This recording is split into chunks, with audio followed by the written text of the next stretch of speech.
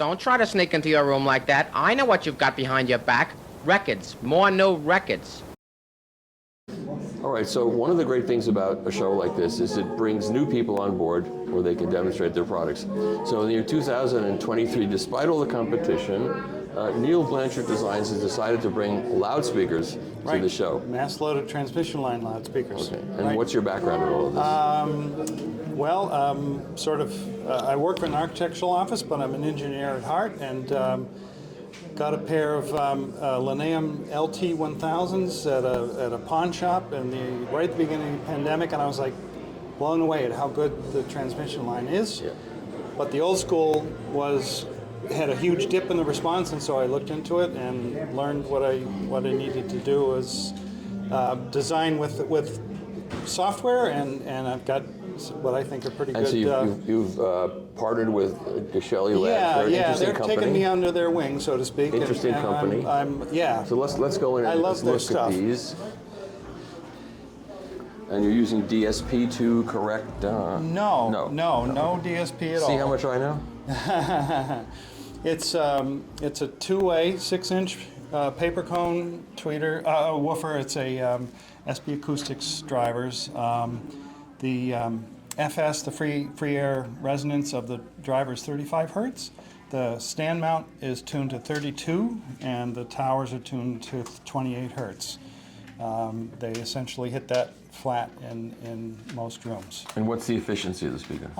The woofer is 89.5. I don't have a good number on the speaker. That's a sophisticated thing, but So roughly 89. 89, okay. Yeah, So you need like some that. power to... A little bit, nominal. And what's the impedance? Minimum impedance is 4.8. It's using a series crossover, which is an old style, it's getting every bit of output from the driver.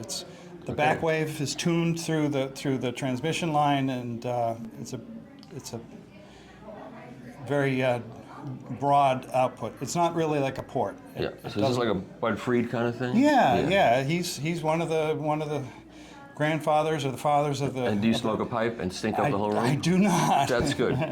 And you connect 12 different pairs of speakers with lamp cord? No, you do not. Okay, no, that's I good. do not. Okay, that's the old school. Yep. All right, let's listen a little bit. Yeah, okay.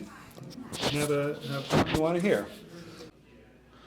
All right, so initially, you told me that you're just selling plans for $100. Correct.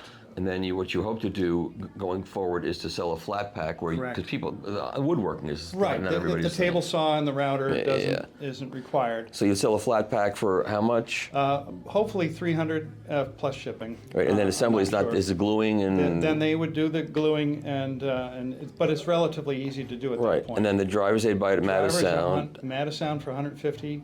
All told for 4. Wow. The crossovers are about $275 for the pair. So you're in for under $1,000. Well, around it's about 1,000? $800 or so. Yeah. But the flat pack adds to that. So yes, 1,000.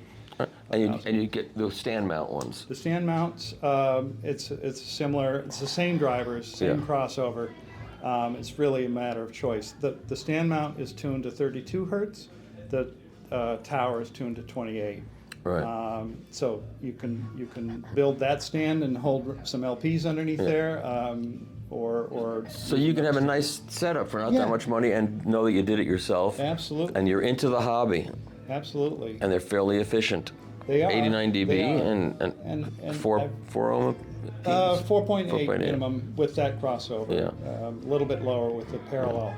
All right, that's very cool. I think that's what's great about this show is that we can show products like this. Everybody complains about I can't afford a $100,000 speaker. Okay, that's fine. Right. Here's something you can afford.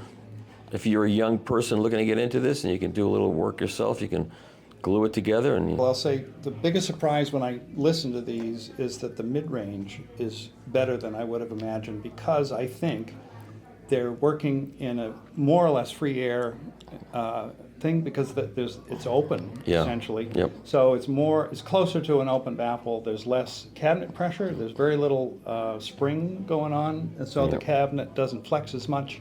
Cool. And the baffles are asymmetrical bracing in effect.